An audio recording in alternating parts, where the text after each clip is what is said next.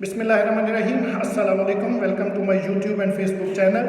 जी दोस्तों, तो आज का जनरल नॉलेज, कल मैंने जिक्र किया था 1931 तक।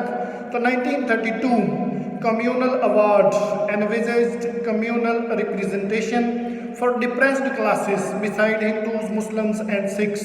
तो 1932 में कम्यूनल अवार्ड जो है वो पेश किया गया, जिसका मकसद ये था कि जो बड़ी जमातें हैं, जिस तरह से जो है वो मुसलमान हैं, हिंदू हैं, सिख हैं, तो इनके अलावा जो छोटी जमातें हैं उनकी भी नुमाइंदगी हो, डिप्रेस्ड क्लासेस को भी जो है वो ये अपॉर्चुनिटी मिले कि वो जो है वो अपनी नुमाइंदगी कर सकें। तो उसके लिए कम्यूनल अवार्ड जो है वो एनविजेज किया गया।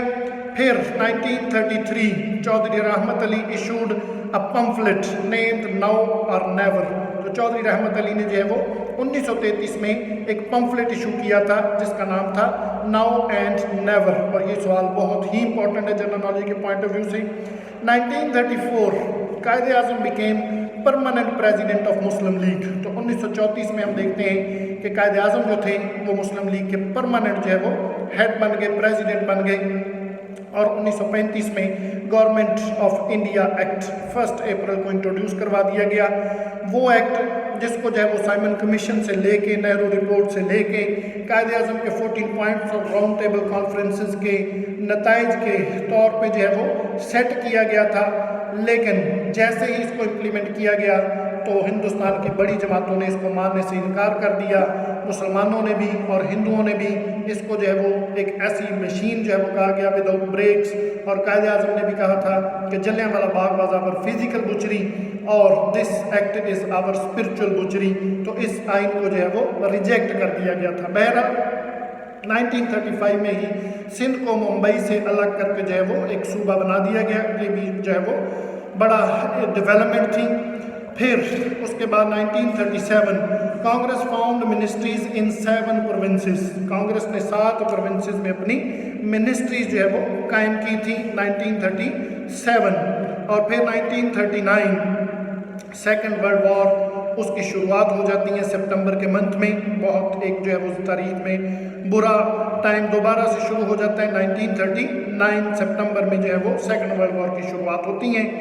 और उसके बाद 1939 22 December Muslims celebrated day of deliverance. इसके ऊपर सवाल पूछा जाता है।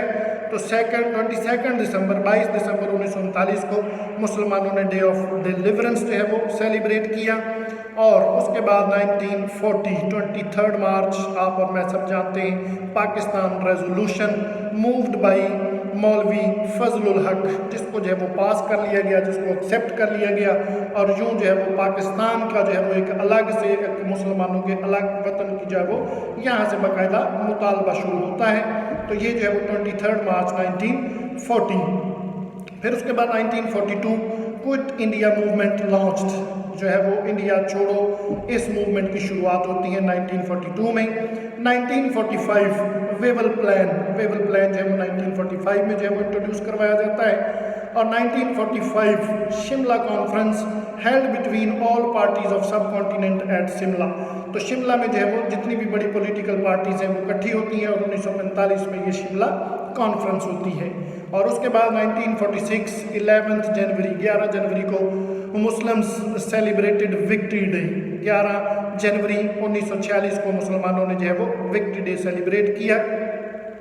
उसके बाद 1946 British cabinet mission visits India and interim government formed at centre. तो 1946 को जो है वो कैबिनेट मिशन जो है वो इंडिया में आता है और एक इंटरिम गवर्नमेंट जो है वो सेंटर में बना दी जाती है। और देन 1946 16 अगस्त 1946 को मुस्लिम लीग जो है वो सेलिब्रेट करती है डायरेक्ट एक्शन डे। ये भी जो है वो 16 अगस्त 1946 को। और फिर 1947 11 अगस्त को Quaid Azam elected as the first president of first constitution assembly. पहली जो कॉन्स्टिट्यूशन असेंबली थी कायदे आज़म उसके जो है वो हेड मुंतखब हो जाते हैं।